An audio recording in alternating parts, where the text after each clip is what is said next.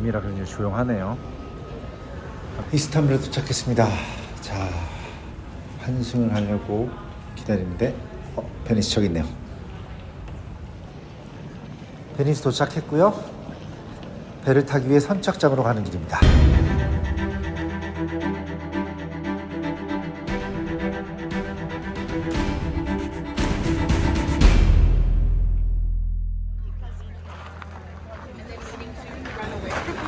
베니스 비엔날레가 이번에로 59회를 맞이하는데요. 이번에는 58개국에서 213명의 작가가 참여하고 최초로 여성 감독을 맡은 세실리아 알라마니의 총감독하에 23일에 정식 오픈합니다.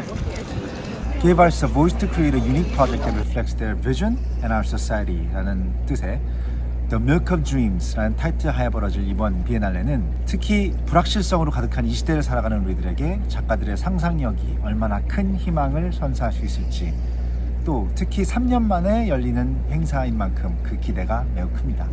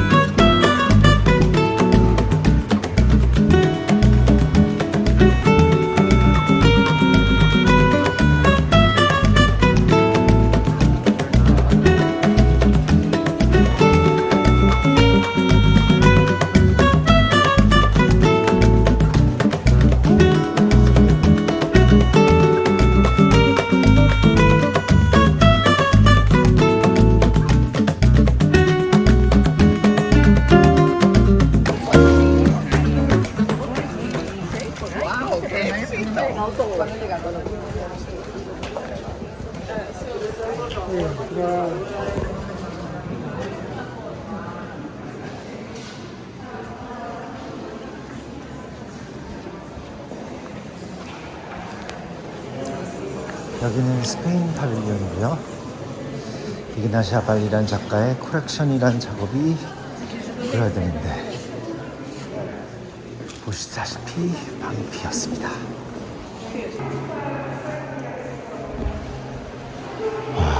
여기는 독일 파빌리온인데요.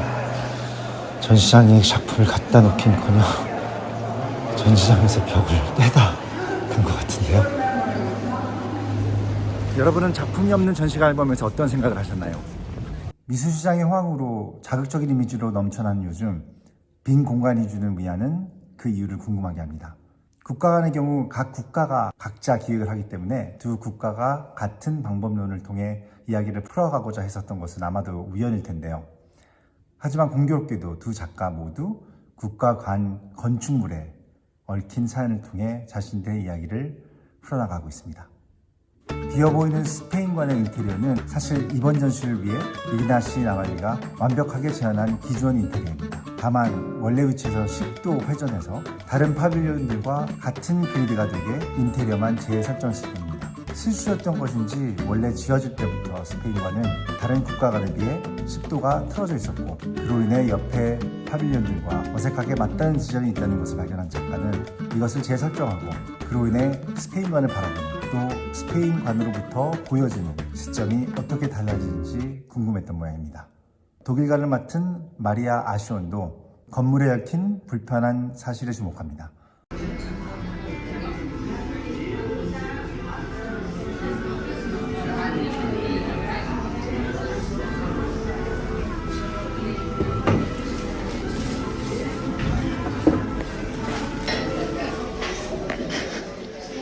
사실 지금의 파발리온은 1938년 나치들이 원래 있던 바바리안 파발리온을 확장해 공간을 더한 형태입니다.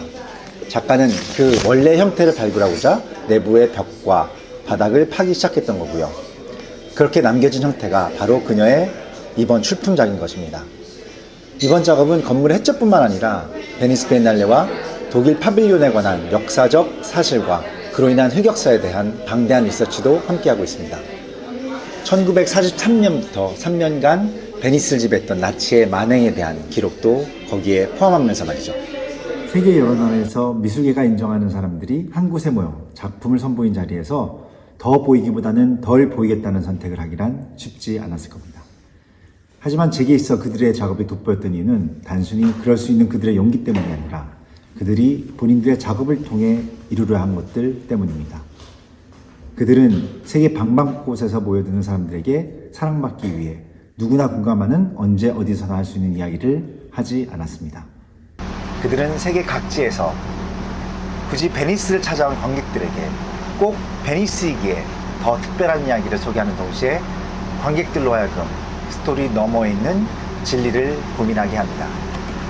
그들의 작업을 빛내 주목받기보다는 작업이 가리키는 진리를 드러냄으로써 이번 베니스 비엔날레에서 가장 인상 깊었던 작업으로 기록되기보다 앞으로 살아가면서 곱씹을 수 있는 질문을 던져주고 있습니다. 화려하고 영리한 카리스마로 나를 압도하는 작품은 생각보다 많습니다. 그러나 적어도 갤러리스트 박원재가 세계 방방곳곳을 돌아다니면서 찾는 것은 또 하나의 인상 깊은 잔상만은 아닐 것입니다. 새로운 작업을 마주하고 눈앞에 놓여진 오브제들을 통해 작가, 아니 어쩌면 작가를 관통하는 영감과의 소통을 통해 내 삶에 감춰두던 진리를 발견하고자 하는 것은 아닐까요?